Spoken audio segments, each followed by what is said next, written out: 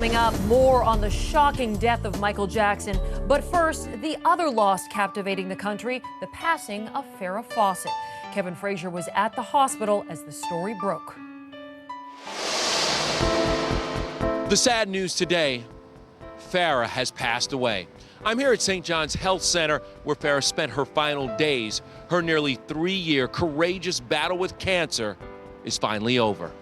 Ryan O'Neal moments after Farrah's death. Hollywood.tv was there. Farrah's gone. I spoke with her best friend, Alana Stewart, who was visibly upset and shaken. I'm sorry, I've just lost my best friend. Farrah's father, Jim, was on hand. He flew in from Texas to say his final farewell. Jim, her longtime love, Ryan O'Neal, her close friend, Alana Stewart, and other loved ones gathered at her bedside last night. The one person missing, Farrah's beloved son, Redmond, who has a progress report hearing today. Ryan was unsuccessful in trying to get Redmond out of jail so he could have a final visit with his dying mom. He's in a terrible fix because he may be in the can and lose his mother. And some sheriff will tell him. Because of the news, ABC's 2020 special on Farrah has been moved up by 1 day, now airing tonight. Ryan telling of Redmond's request just last week. He said to me, "Will you give her a big kiss for me?" And I said, "I will, Red." And she held up her eyes like this, and I reached in and I kissed her. And I could feel the kiss getting harder, and I felt her arms go around me, and she started to rub the top of my head, and I thought, she thinks I'm Redmond. She thinks I'm Redmond. So I just stayed Redmond, and she said, "I miss you. I miss you so." Farrah's Charlie's Angels co-stars. Kate Jackson told us today, when you think of Farrah, remember her smiling, because that is exactly how she wanted to be remembered, smiling. Cheryl Ladd's quote, "She was incredibly brave, and God will be welcoming her with open arms." And Jacqueline Smith says Farrah had courage, she had strength, and she had faith. And now she has peace as she rests with the real angels. I think she was truly the girl next door. Although I didn't live next door to a girl like Farrah. Farrah's ex, Lee Majors, tells us exclusively today, quote, "She was an angel on earth and now an angel forever." Lee and his wife, Faith, were saddened by Farrah's passing. She fought a tremendous battle against a terrible disease. Tatum O'Neal, who had a tumultuous relationship with Farrah in the past, said today, quote, "I am truly heartbroken of Farrah's passing. She was an inspiration to all women, an icon in her own right." What's the legacy of Farrah Fawcett? She was everybody's love, wasn't she? Everybody's. Of course, Hollywood mourns Farrah's passing. Cameron Diaz at last night's New York premiere of My Sister's Keeper. This must be, the most challenging time for her loved ones, and so I just send them love. I know it's a difficult journey, and I hope that they can be together through it all. This was Farrah's last public appearance, the 2006 Emmys, where the reunited Angels paid tribute to producer Aaron Spelling. And I will be forever grateful. Thank you, Aaron. And what denomination are you, little lady? 35, 24, 35, brother. Her rise to fame was meteoric. Even her hairstyle, simply known as the Farrah, set off a frenzy. It was difficult for me to go out, so you don't walk down the street and say, "Oh, there's one of my hair." There it is. In 1973, she wed Lee Majors, but the 9-year marriage ended in a bitter divorce. Why is it important to have a strong man? Who would want a weak one? What would you do with him? Ironically, it was Majors who introduced Farrah to pal Ryan O'Neal, who would become her live-in lover for 17 years. Although they remained together for nearly 2 decades, they never married. I think it's important. I think it's a wonderful institution. 5 years into their union, 37-year-old Farrah and Ryan had a son, Redmond. In 1992, Fawcett told us family life transformed her. I so much look forward to just being at home, doing dinner, doing the dishes, doing homework with Redmond. In 1996, Hollywood's golden couple separated. Fawcett had once told E.T. that the ups and downs of life were what made her resilient. I think everything in life either, if it doesn't kill you, it makes you stronger. Now, Farrah remains an angel to us all, whose wings are carrying her home.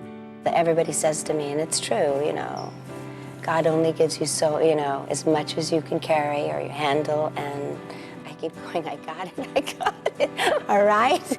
Much more on Farrah still ahead. Our very first interview with the actress as she talks about the light of her life, son Redmond. And we'll take you inside her real-life love story with Ryan O'Neal.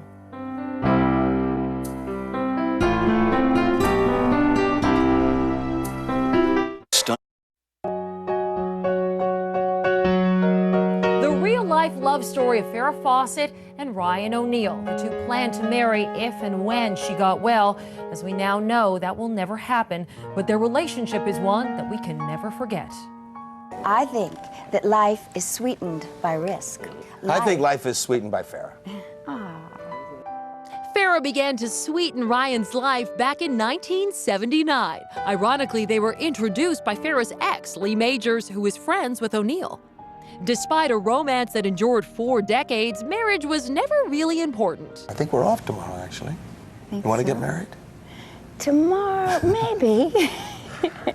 Ironically, Ryan had said in recent weeks the two would marry, but time ran out. Back in 1991, E.T. sat with the couple on the set of Good Sports, their short-lived sitcom. Their affection was obvious. He stroked her knee, she clutched his chin, they held hands, and they talked of the joy of working together. One car. You know where each other are, sort of like at Pretty all much times. 24 hours a day. Can't get anything past me, honey. And when it's good, you know, when the moment, when the acting, when the day is good, then it's better because you share it. You know, you don't have to go home and say, guess what happened to me on the set today? And they joked as only true lovers could. In fact, I felt she should have been on time to the set, and she felt that she was, even though they had broken for lunch by the time she got out there. No, and then the fact that I think you thought I looked ugly when I did get there. That too. You know that. I said, you take all that time and this is how you look. Being together seemed more important than the show. She doesn't care about her career. I care about her career. What, you like me hanging around the house?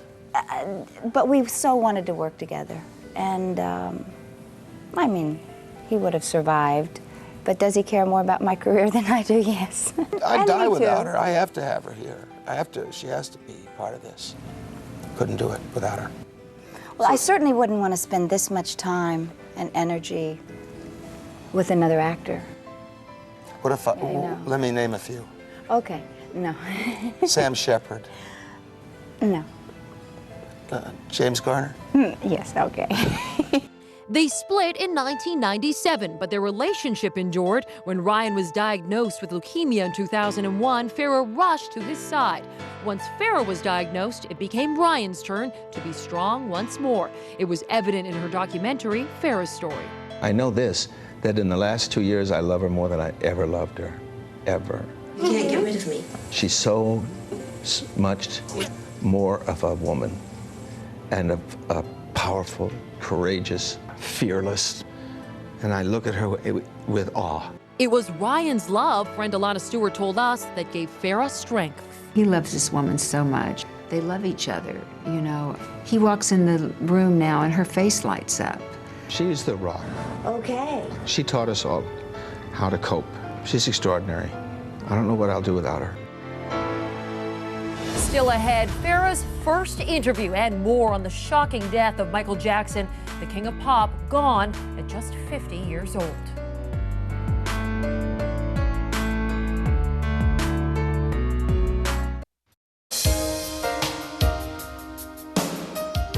Now we go in-depth on a story making headlines right now. It is tonight's story from Studio 4.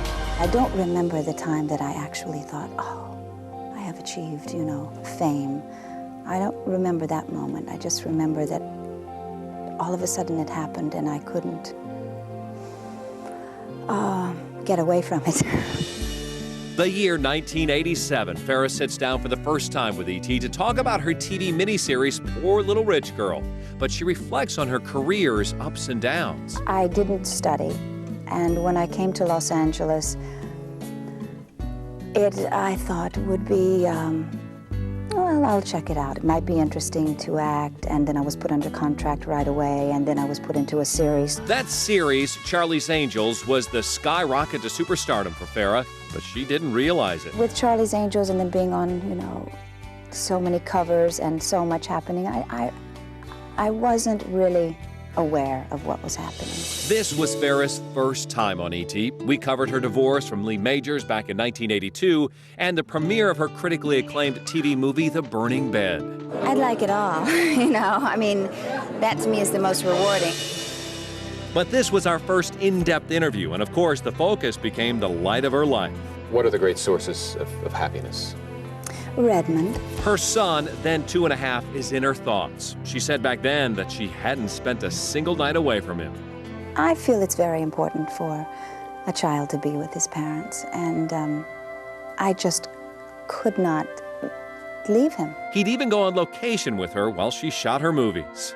North Africa, where we were all inoculated with cholera shots walking where he was going, Mommy, he couldn't move his arm.